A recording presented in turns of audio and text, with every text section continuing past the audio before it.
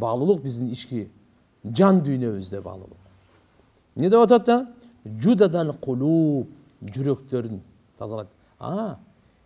Кийим eski бола берсін, бірақ жүректер жаңыланып тұрсын. Жаңырып, тазаланып, нұрланып, жарқырап тұрсын жүректер.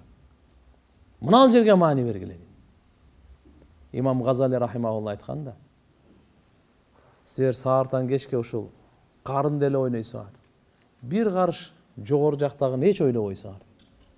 Ошоны тойғозгон деле ойлойсаңар дейт. Şu ашқазаның ачка болбосо экен. Жүрөктүн ачка болобу не болуп атат? Таптакыр көңүл дагы бурбайсыңар. Жүрөктүн азыгына дейт эле да. Адам караган жерде күн сайын 5 жолу жуйсун. Алла назар салган жерде бир дагы карап койбойсун дейт. Алдан эмне деген сасып жатат, эмне деген былгып жатат, эмне деген чирип жатат. Эмне деген жүрөктө кандай деген жаман нерселердин бардыгын топтодум. Айтат.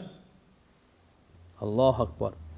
Сіздер ушундай болгула, илимдин булактары, түндүн чырактары, кийимдин эскиргенleri, жүрөктөрдүн жаңыртканы, асманда сіздер тааныласыңар, жерде эскерилесиңер дейт. Сизди асман таанысын. Биз азыр мактанып атабыз, мени баары тааныйт деп. Сен эмнеден тааный? Жакшылыгынан тааный, жамандыгынан тааный? Биринчи ушун чечип албайлы. Адамгерчилигиңден тааныйбы же айбандыгыңдан тааныйбы? Сен ушактап адамды кордогонуңдан тааныйбы же адамдарга мындай пайда жеткиргениңден тааныйбы? Сен каяктан тааныйсың? Эмне деп сени тааныйт? Ушундай адамдар бар, асман тааныган, периштелер тааныган. Дүйнөнүн аркасында дагы жакшы айтылган. Ошон үчүн айтат,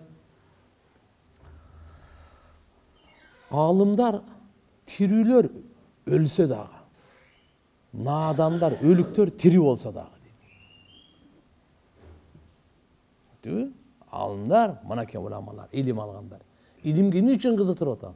Биздин ар бир күнүбүз саналган таксырлар.